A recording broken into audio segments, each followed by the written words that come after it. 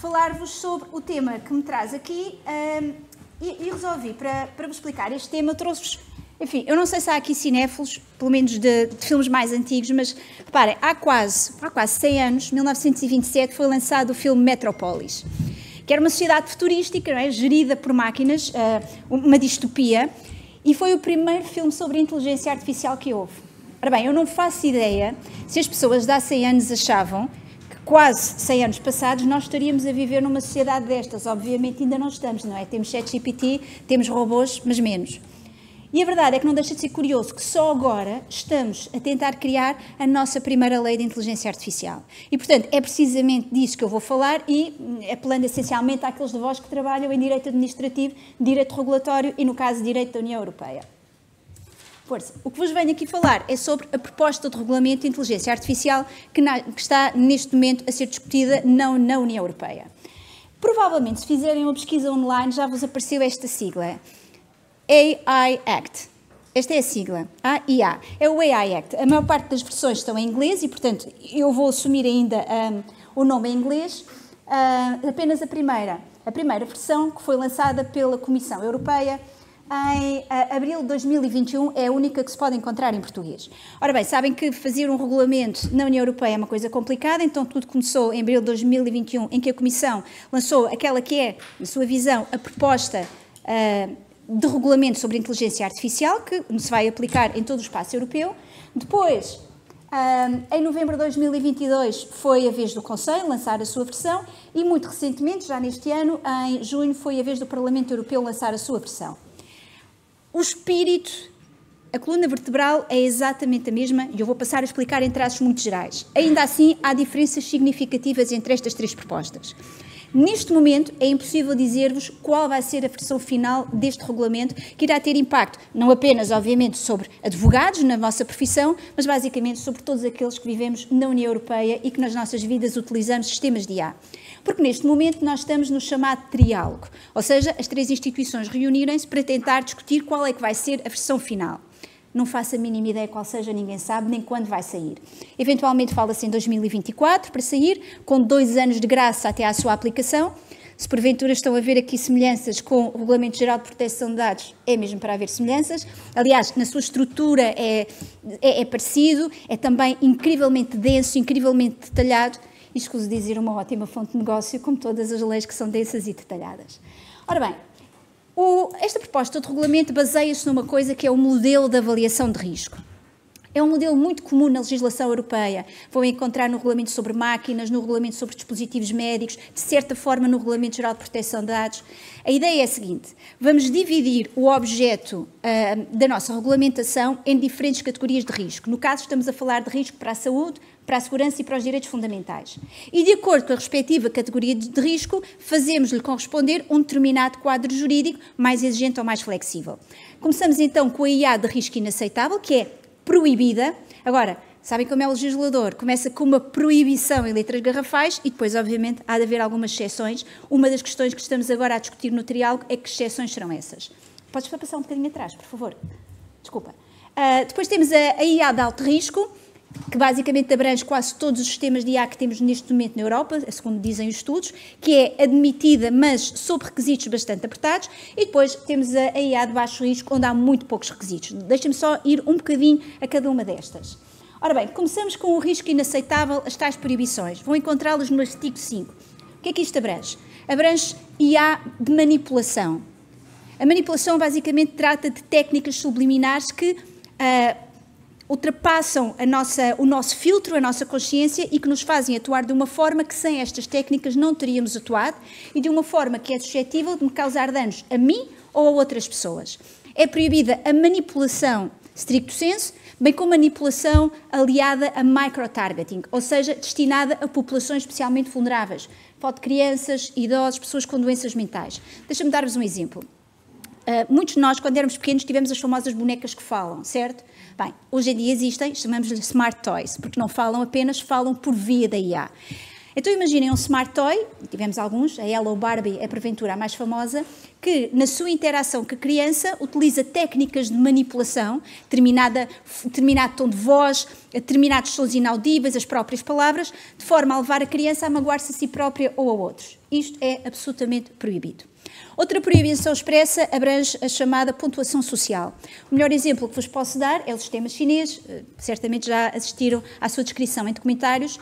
Trata-se de ter a nossa conduta, as nossas ações em diversos campos analisada por sistemas de IA, feito um profiling, feito um perfil daquilo que nós fazemos e com base na nossa conduta é-nos dado uma determinada pontuação que irá ditar determinadas consequências positivas ou negativas. A grande discussão que estamos a ter neste momento é se esta pontuação social vai ser proibida em todas as situações ou se apenas quando levada a cabo pelo Estado ou em seu nome, que é no fundo o modelo chinês. Depois temos as técnicas de identificação biométrica. A identificação biométrica funciona com base em dados biométricos que também conhecem do Regulamento Geral de Proteção de Dados. Há dois tipos de dados biométricos, comportamentais, a forma como eu ando, a forma como eu, por exemplo, teclo no meu computador, e dados biométricos físicos, a impressão digital, a impressão palmar, a leitura da íris, ADN, traços faciais para efeitos de técnicas de reconhecimento facial. O que a norma neste momento proíbe é a identificação com base em dados biométricos à distância em tempo real por parte de forças da autoridade. Ou seja, isto abrange um amplo espectro de técnicas, mas eu creio que, atendendo ao estado atual do desenvolvimento da tecnologia, essencialmente o principal foco de proibição são câmaras de reconhecimento facial. Aqui é que vão haver exceções, estamos neste momento a negociar quais serão elas. Entretanto, a versão do regulamento veio trazer, a versão do Parlamento Europeu, tal de junho último, veio trazer novas proibições. E proibição, por exemplo, de categorização biométrica, ou seja, classificar as pessoas de acordo com o seu grupo étnico ou o seu género, com base, mais uma vez, nos nossos traços biométricos, a análise de emoções, que mais uma vez é feita com base em traços biométricos, em dados biométricos, por exemplo, no tom de voz, por exemplo, em tecnologia de reconhecimento facial. Isto vai ser proibido em determinados contextos, nas fronteiras, para efeitos de migração, instituições de ensino, por exemplo. Também uma nova proibição, a chamada AI preditiva, a inteligência artificial preditiva para efeitos criminais, uma coisa já muito utilizada, por exemplo, nos Estados Unidos. Imaginem, quando se está a decidir uma hipotética liberdade condicional, utilizar um sistema de IA que vai analisar informações sobre o indivíduo e decidir qual a probabilidade daquela pessoa vir a cometer um crime no futuro e, a partir daí, ajudar-nos a perceber se deve ou não haver uma liberdade antecipada. E também a recolha de imagens da internet ou de câmaras CCTV para efeitos de criação de uma base de dados de fotografias para reconhecimento facial por forças da autoridade. Esta é uma proibição fundada num caso concreto. Muitos de vocês, porventura, ouviram falar do Clearview AI, a empresa que vai à internet, nomeadamente às redes sociais, recolhe uma data de fotografias, eventualmente as nossas, para alimentar as polícias desse mundo fora e as suas respectivas bases de dados. Portanto, neste momento, estas são as possíveis proibições. Podem não ser todas, podem vir outras. Passemos agora aos sistemas de alto risco, artigo 6º. Ora bem, a norma é complexa, é intrincada, eu vou tentar sumariar. Estamos aqui a falar de sistemas de inteligência artificial que existem só por si ou integrados num outro produto. E depois, abrem-se duas possibilidades. Podem ser sistemas que já estão neste momento regulamentados pelo direito da União com vista à sua uniformização. Isto abrange, por exemplo, dispositivos médicos, elevadores, brinquedos. E estes entram nos sistemas de alto risco por força do artigo 6, número 1, ou então estamos a falar de sistemas que são suscetíveis de criar um elevado risco para a saúde, para a segurança ou para os direitos fundamentais e que vêm listados no anexo 3 desta proposta de regulamento. Por exemplo, tecnologia de reconhecimento facial quando não for proibida pela norma anterior, por exemplo, sistemas de IA a ser usados nos seguros, que se usam bastante, sistemas de IA a ser utilizados no âmbito judicial, enfim, uma ampla lista que, mais uma vez, não está fechada neste momento. Para estes sistemas, o que é que acontece? Eles são autorizados, mas a sua entrada no mercado é altamente regulamentada e controlada. E eu antevejo que uma empresa não vai ser capaz de navegar por estas várias exigências legais sem a ajuda de um jurista. Existem dois filtros aqui, dois tipos de controle. Há requisitos a ter em conta antes da entrada no mercado e para poder entrar no mercado, e há requisitos que são tidos em conta já depois do sistema estar a ser comercializado. Antes da entrada no mercado, existe a chamada avaliação de conformidade. Não é nova, está em vigor para vários produtos na União Europeia que implicam um risco especial. A ideia é conseguir a nossa conhecida marca CE de conformidade, não é? Portanto, que atesta o respeito por elevados padrões. E aqui deste lado têm os vários requisitos que são tidos em conta nesta avaliação. Notem, vários requisitos relativos às bases de dados com que se treinam os sistemas de IA. Escuso dizer o enorme problema que isto não suscita em termos do Regulamento Geral de Proteção de Dados, porque aqui queremos o máximo de dados possível e o regulamento, obviamente, coloca entraves a isso.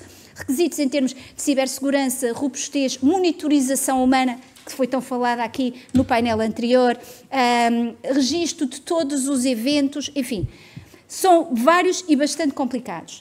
Se porventura tudo correr bem e a avaliação for positiva, o nosso sistema de IA vai conseguir a marca CE e entra no mercado para ser comercializado. Não é, porém, o fim desta história. Quando o sistema já está no mercado, existe uma obrigação de notificação de falhas no seu desempenho. Sendo que se a falha for suficientemente grave, o sistema pode eventualmente vir a ser retirado no mercado. Se alguém aqui trabalha em direito farmacêutico e em farmacovigilância, vai notar algumas semelhanças e é por isso que isto é chamado algoritmo-vigilância. O raciocínio é bastante parecido. Sim, por favor. Chegamos aos sistemas de baixo risco. Ora bem, os de baixo risco, na verdade, subdividem-se em duas subcategorias. Por um lado, o risco mínimo. O risco mínimo, basicamente, não há praticamente exigências. As empresas são encorajadas a criar um código voluntário de conduta. Ninguém controla se há, ninguém controla se é cumprido. É quase uma terra de ninguém. Agora, quando entramos no risco limitado, as coisas são diferentes. Para os sistemas de risco limitado, há obrigações de transparência. Deixe-me explicar como é que funcionam, falando de alguns sistemas de risco limitado. Um é o nosso já conhecido chatbot. Quando falam, por exemplo, com vários sistemas de apoio ao cliente online, por vezes tem este tipo de conversas, eu chamo de conversa Monty Python, não é? Que é a conversa nonsense. Nós dizemos uma coisa e temos outra resposta.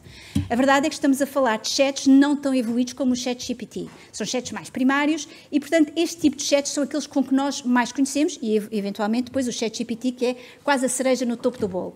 A obrigação de transparência aqui consiste em eu, humano, ser informado que estou a falar com uma máquina e, portanto, ser informado que não há um ser humano do outro lado. O outro são os famosos deepfakes, certamente também os conhecem. Podes cagar, por favor, sim.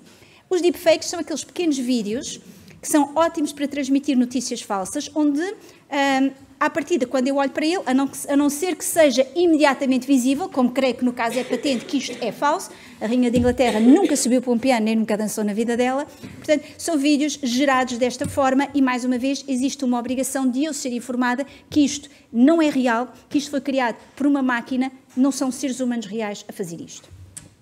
Ora bem, o meu tempo está a chegar ao fim e, portanto, só tenho tempo para fazer aquilo que é uma análise geral. E uma análise geral, eu diria que esta lei, este regulamento é absolutamente essencial para para nos dar um quadro jurídico dos sistemas de IA. Obviamente não é a única lei que precisamos, vai ser necessária muito mais regulamentação, mas isto é um bom passo.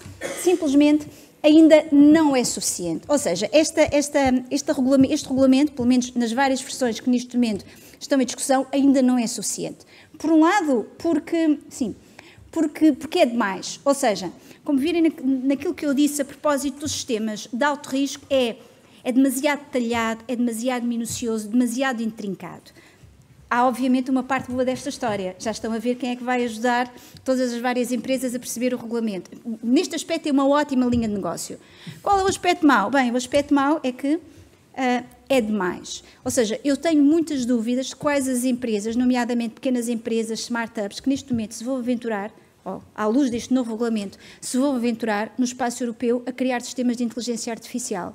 Porque as sanções são, mais uma vez, sanções elevadíssimas. Estamos a falar de sanções administrativas ao mesmo nível do Regulamento Geral de Proteção de Dados. É extremamente difícil de compreender. É tão longo como o Regulamento Geral de Proteção de Dados, denso, pesado. Vai ser uma complicação e, obviamente, em termos de inovação na União Europeia, vai nos colocar muito atrás do que são os nossos players e antevejo que haja uma fuga de cérebros de gente de IT para outras jurisdições onde seja mais fácil. E, portanto, este gap da inovação parece-me a mim que é aquele momento em que a proposta de regulamento é de menos, encoraja pouca inovação. Há uma norma, há uma solução legal muito interessante em termos de inovação na proposta de regulamento, que são os chamados ambientes de testagem, as famosas sandbox regulatórias, mais uma vez são complicadas, difíceis de perceber e mais uma vez creio que a vossa ajuda vai ser preciosa para as empresas que se queiram aventurar neste ramo. Ora bem, eu deixo-vos com alguma das coisas que fui escrevendo acerca disto. Se alguém tiver curiosidade, pode-me enviar um e-mail, nem todas estão open access. Muita coisa sobre... Podes passar, Fabrício, por favor. Sobre propostas de regulamento e sobre, nomeadamente, a tecnologia de reconhecimento facial. E eu termino como comecei. Se me puderes dar a última. Eu termino como comecei. O Metrópolis era uma sociedade distópica. Acho que esta proposta de regulamento quer precisamente evitar isso e é, obviamente, uma grande aposta em sede de direitos fundamentais e de proteção de direitos fundamentais. Eventualmente ainda não é suficiente. Vai ser muito difícil chegar a uma versão final. É preciso perceber que as várias instituições da União Europeia têm, obviamente, diferentes versões sobre o que deve ser a regulamentação da inteligência artificial. O Parlamento, o Conselho e a Comissão têm diferentes perspectivas. Os Estados-membros têm diferentes perspectivas. Há uns que são mais pró-direitos fundamentais ou mais conservadores, há outros que são mais pró-tecnologia e pró-mercado. E, obviamente, há sempre os lobbies que, enfim, fazem o que têm que fazer para levar a deles avante, de modo que as cartas estão lançadas, o suspense mantém-se, vamos ver qual a lei que nos vai regulamentar. Muito obrigada.